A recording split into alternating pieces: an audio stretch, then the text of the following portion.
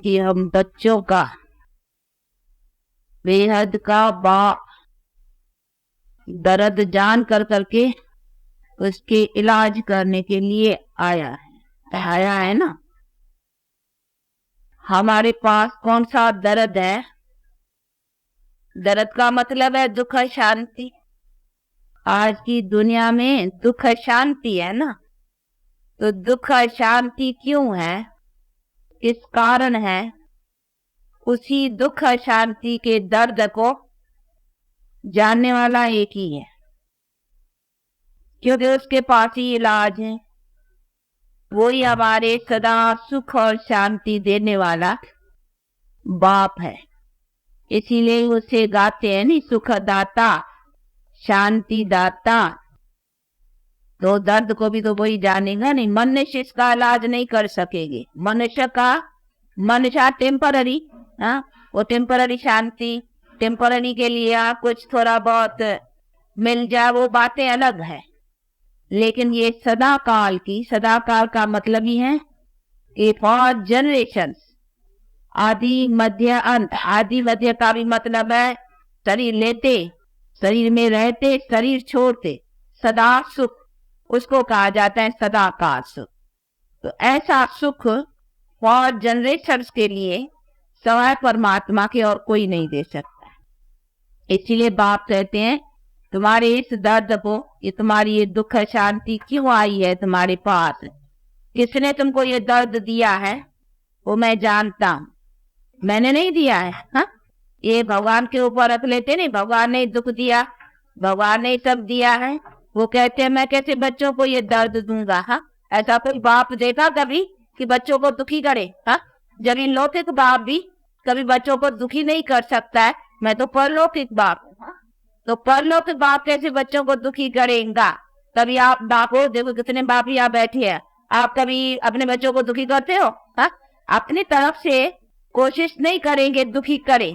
हाँ, कर्म के हिसाब से कोई जिसको दुख होगा तो उसमें आप क्या करेंगे? आप कोशिश करेंगे, आप तो और या बीमार पड़ेगा बच्चा, इलाज करेंगे, कोई दुख आएगा उसके निवारण का यत्न करेंगे। बाकी ऐसे तो नहीं बाप बच्चे को दुख देगा।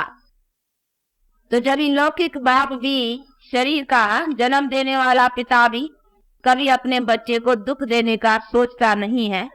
वो सदा यही सोचता है कि बच्चा सुखी बने, बच्चा लायक बने, बच्चा होशियार हो, सदा सुखी रहे। ऐसे ही बाप का भावना रहती है ना। तो जब ही शरीर के जन्म देने वाले पिता के पास भी ऐसी भावना, वो तो हमारे आत्मा का रूहानी, उसको ही कहा जाता है सच्चा पिता। तो वो हमारे परम पिता हमको कैसा दुख देगा? तो वो दुख नहीं देता। ये हमको दुख अथवा दर्द किसने दिया है? माया ने। अभी तो वो बुद्धि में आ गई है नहीं बात कि हमको ये दुख दर्द किसने दिया? माया ने। माया का अभी जानते हैं ना अच्छी तरह से। हाँ, माया का अर्थ भी अच्छी तरह से बुद्धि में है कि 5 वाइसेस, इसको कहेंगे माया। माया कोई शरीर को नहीं कहेंगे। हाँ, माया कोई प्रकृति तत्वों को नहीं कहेंगे। 5 प्रकृति तत्व अलग चीज है, उनको माया नहीं कहेंगे। उनको माया समझते हैं कि जो भी आंखों से देखते हैं ना, ये शरीर देखते हैं आंखों से, ये भी माया। और जो भी कुछ आंखों से दिखाई पड़ता है संसार का, ये सब माया है। इसीलिए कहीं इसको ऐसा समझ करके समझते इस चीज का ऐसा कोई ठिकाना हो जो इस शरीर में ही ना आवे, ऐसा कहा लीन हो जाए जहाँ से लौटे ने, ऐसे ऐसे उपाय बेचारे सोचते हैं। परंतु ये बात नहीं है, ये शरीर कोई माया नहीं है। शरीर में तो देवता है भी, शरीर तो भगवान भी लेता है। हाँ, तभी तो उसका अवतरण गाया जाता है ना। तो उसको भी प्रकृति का आधार लेना पड़ता है, तो आत्मा को भी शरीर का आधार लेना ही पड़ता है। तो वो तो पाते नहीं है, इसको माया नहीं कहेंगे ना। माया एक अलग चीज है। वो कौन सी है? ये 5 वाइसेस। तो ये 5 विकार माया है। ये कोई ऐसी चीज जरूरी नहीं है कि इनके बिना हमारा जीवन या इनके बिना हमारी दुनिया नहीं चलेगी। ये तो हमारे दुख का ही कारण है। जब से माया का टाइम आया, राज चला, तब से दुख होना शुरू हुआ। बढ़ते बढ़ते बढ़ते आज देखो ना, ये रावण राज, वो रावण बढ़ता जाता है। वो रावण को बना करके उसका बोता है भीजिया जलाते हैं नहीं, बड़े बड़े बड़े बड़े बड़े। हाँ, तो अभी वो बरस बरस जलाते हैं। बाप कहते हैं बरस बरस जलाते हैं, पर तो जलता नहीं है। वहां जो काट जलते हो तो जलाते रहते हैं और बरस बरस फिर परंतु नहीं, ये तो प्रैक्टिकल जलाना है ना। अर्थात पांचों विकारों को खत्म करना। इसीलिए कहते हैं इसको नाश करने के लिए मैं जानता हूं कि इसको कैसे नाश करूं, तो इसका उपाय मैं आकर के बतलाता हूं। तो अभी उपाय बुद्धि में अच्छी तरह से आ गया है ना कि इसका उपाय कौन सा है। उपाय भी सहज है, तो इसके लिए और भी कोई हठ योग प्राणायाम चराना या कोई भी कुछ भी नहीं, बड़ा इजी कि बस उस बाप के हो जाओ। जैसे लोग इस तरह से भी कोई धनवान हो और धनवान कहे कि मेरा बच्चा, मुझे बच्चा नहीं है, मेरा बच्चा बनो, तो बस जिस समय बच्चा बना तो वो भी धनवान हो जाएगा ना, बच्चा भी जाएगा, मैं भी लखपति।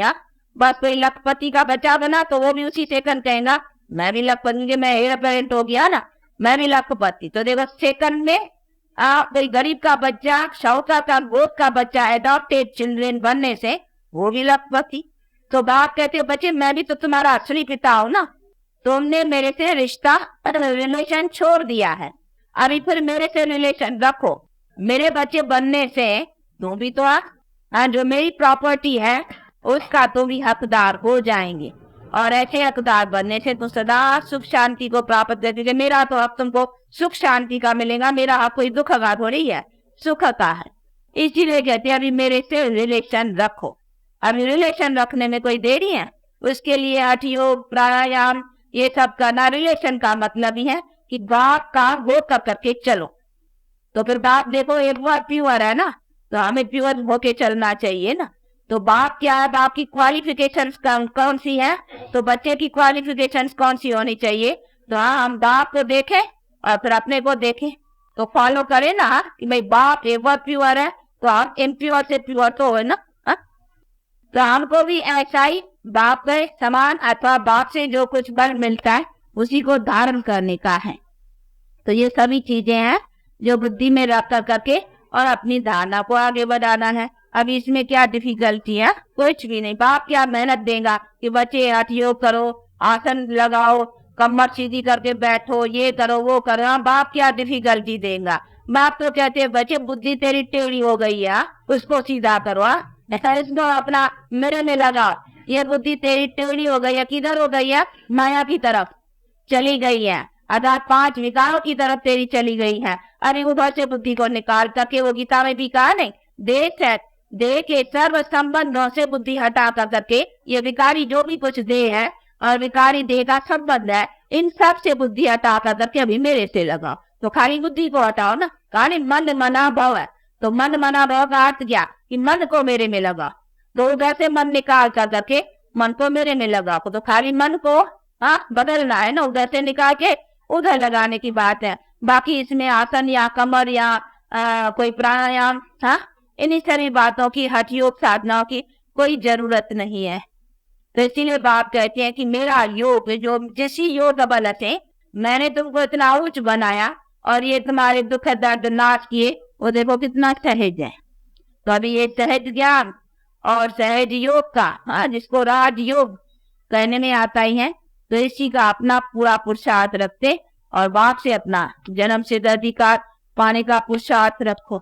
और बाप अपनी भी बायोग्राफी बहुत सहज समझाते हैं, उसी को समझने में भी कोई ऐसी कठिनाई नहीं है। बाप मैं कहते हैं मैं तो निराकार हूँ, लेकिन मैं आकर करके जो कर्तव्य करता हूँ, तो मैं भी कर्तव्य कैसे करता हूँ, तो वो भी तो मेरी बायोग्राफी समझो ना। मेरे कर्तव्य क्या, तो कर्तव्य की दुनिया यही है, मुझे भी कर्तव्य करने के लिए इस दुनिया में आकर के करना पड़ेगा। ऐसा नहीं ऊपर बैठ के करूँ, ऊपर तो है साइलेंस, मैं भी सोच साइलेंस, उधर ऊपर की तो बात ही नहीं ना।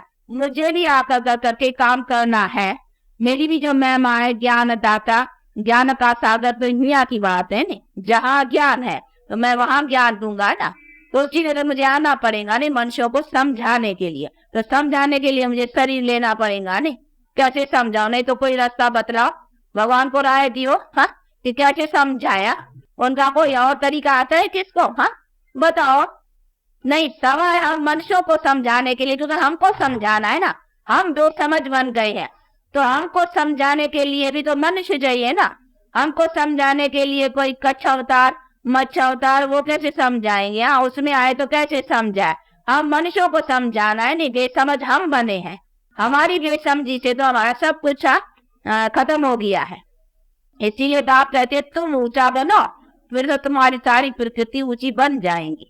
इसीलिए बाप कहते बच्चे तुमको ही तो समझना है ना, तो तुम्हारे समझाने के लिए भी मुझे भी तुम्हारे जैसा बनना पड़ेगा ना, यानी मनुष्य तन का आधार कोई ना पड़ेगा ना, इसीलिए मनुष्य का आधार लेके आता हूँ। और आता हूँ इसी तन में जिसका नाम रखता हूँ ब्रह्मा। तो इसमें भी कोई मूंझने की बात नहीं। कई बेचारे मूंझते हैं कि ब्रह्मा में परमात्मा आता है, हाँ ये कैसे, तभी किस में आवे, कैसे समझावे, ये भी तो बड़ा हाँ क्वेश्चन है ना। वो जो सुप्रीम सोल नॉलेजफुल है तो वो नॉलेज कैसे देवे, बिना ऑर्गन्स के तो बोलना, आत्मा सवाए शरीर के तो बोल नहीं सकती है। नहीं, आप भी आत्मा शरीर के आधार से बोलती हो ना। अगर आत्मा निकल जाए तो फिर आत्मा बोलती है, हाँ ना आत्मा बोलती है ना शरीर बोलता है। हाँ दोनों अलग होते हैं, तो न शरीर काम का है ना आत्मा काम की है। जब आत्मा शरीर का साथ लेती है तब तो देखो आत्मा जीव आत्मा बनती है। जीव कहा जाता है शरीर को, बॉडी को, और आत्मा आत्मा। तो जब जीव आत्मा यानी दो जीव और आत्मा, शरीर और आत्मा मिलते हैं तभी देखो आप बोलते हो, चलते हो, सब कुछ करते हो। तो दोनों का इकट्ठा होना चाहिए ना। आत्मा अलग शरीर अलग तो दोनों काम के नहीं। आत्मा कुछ अकेला बिना शरीर के क्या करेंगी और न शरीर कुछ कर सकता है। शरीर डेड बॉडी पर ये कुछ करती है, नहीं करती है। वो काम किया नहीं तभी तो उसको जला लेते हैं या कब्र दाखिल कर देते हैं अपने रस्म के मूजबा। तो दो का चाहिए ना। तो परमात्मा को भी अगर नॉलेज देना है तो कैसे देगा, उसको भी तो शरीर चाहिए ना। अभी वो किसका शरीर ले तो ये भी समझने की बात है ना। वो भी फैसला होना चाहिए भाई किसका शरीर ले। तो कहते मैं आता ही हूँ अधर्म के टाइम पर, जब पतित दुनिया है तो पतित दुनिया में मुझे कोई श्री कृष्ण जैसा सर्वगुण संपन्न 16 कला संपूर्ण निर्विकारी शरीर कैसे मिलेगा। ऐसे मनुष्य ही नहीं है ना। आता ही हूँ यदा यदा धर्म से ग्लानिर्भवत भारत है, कि जब जब धर्म की हानि है तो उसी समय में ऐसे धर्मात्माएं देवताएं सर्वगुण संपन्न 16 कला संपूर्ण है ही कहाँ से, वही तो मैं बनाने आता हूँ। ऐसे मनुष्य तो मैं बनाने आता हूँ ना। तो जो चीज मैं बनाने आता हूँ वो चीज पहले कैसे होंगी, होंगे नहीं ना ऐसे मनुष्य। तो मैं आऊंगा तो मुझे कौन सा मनुष्य मिलेगा, जरूर पतित दुनिया में पतित शरीर वाला ही मिलेगा ना। इसीलिए मैं आता हूँ इसमें और इसका नाम रखता हूँ ब्रह्मा। और उसको भी जाके पावन बनाता हूँ, तो उसके साथ में दूसरों को भी पावन बनाता हूँ। तो उसी मनुष्य को भी पावन बनाता हूँ जिसके तन में आता हूँ। हाँ उनकी भी तो आत्मा है ना अपनी, उसको भी प्यूरिफाइड बनाता हूँ, उसके साथ साथ दूसरों को भी प्यूरिफाइड बनाते हैं। तो ये इजी है नहीं समझने में, इसमें मुझने की भी कोई बात ही नहीं है, क्योंकि वो तो परमात्मा भी तो सोल है ना। जैसे कहीं आपने देखा होगा कि इम्प्योर सोल किसमें आते हैं, हाँ जिसको भूत कहते हैं। कभी देखे हैं कोई बड़े होंगे देख किसमें भूत प्रवेश करते हैं, बोलते हैं।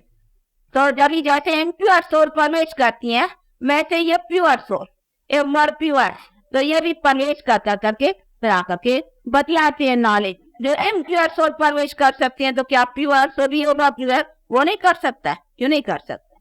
इसीलिए बाप कहते मैं आता हूँ और ऐसा कि मैं ये नॉलेज देता हूँ, लेकिन ये शरीर मेरा नहीं है, मैं टेम्पररी तो शरीर का आधार लेता हूँ।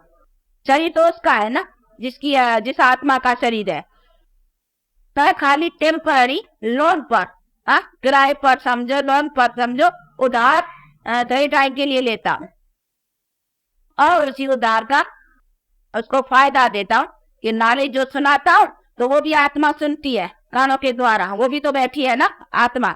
मैं भी हूँ, मैं सुनाता हूँ इस ऑर्गन से, वो इस ऑर्गन से सुनती है उसी में ही। हाँ फिर मैं सुनाता हूँ वो भी सुनती है और दूसरे भी, तुम भी आत्मा सब ऑर्गन के थ्रू कार के थ्रू सुनते हो। इसमें मुझने की क्या बात है। नहीं तो परमात्मा कैसे सुनाए, कोई बतलाए, दूसरा कोई बुद्धि में किसको आता हो तो सुनाए, कैसे सुनाए। ऊपर से आकाशवाणी वो समझते ऊपर से ऐसे ही आवाज करे, ऊपर से कैसे आवाज करेगा, हाँ क्या आवाज कैसे ऊपर से आएगा, ऊपर के ऐसे ही तो आवाज तो मुख से होगा ना। तो इसीलिए बाप कहते हैं कि बच्चे इसी सभी बातों को समझो, इसमें मूंझने की कोई बात ही नहीं है।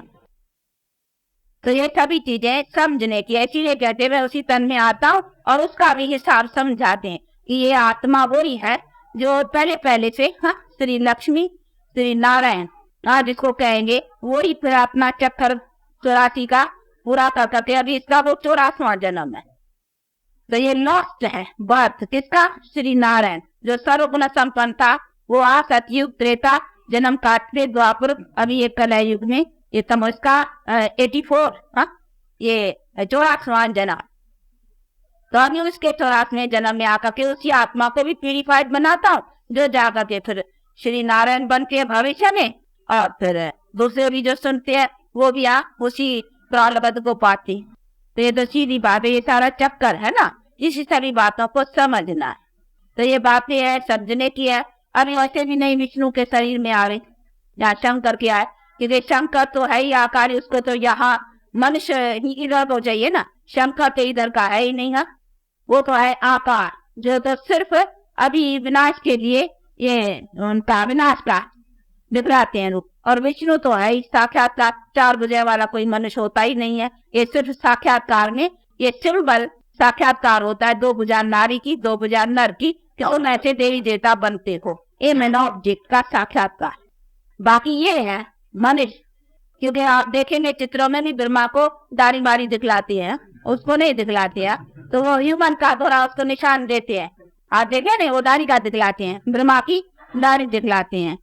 कहाँ क्लीन शेव भी रखते होंगे, कहाँ दाढ़ी भी रखते हैं, लेकिन विष्णु और शंकर को कभी दाढ़ी बारी नहीं देते हैं, तो उसको ह्यूमन की कुछ निशानी देते हैं।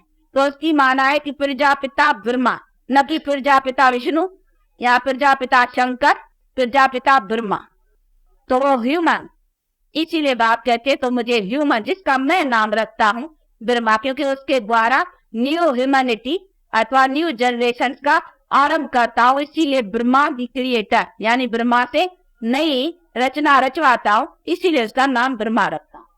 और ब्रह्मा तो ऐसे हर एक बाप यानी घर का वो ब्रह्मा है, ऐसे कहने में आता है, हद के हिसाब से तो सब ब्रह्मा है। किसी तरह बाप जो घर का है, स्त्री को ले आया, फिर बच्चे पैदा किया, तो घर का ब्रह्मा हो गया, क्योंकि क्रिएटर को ब्रह्मा कहा जाता है।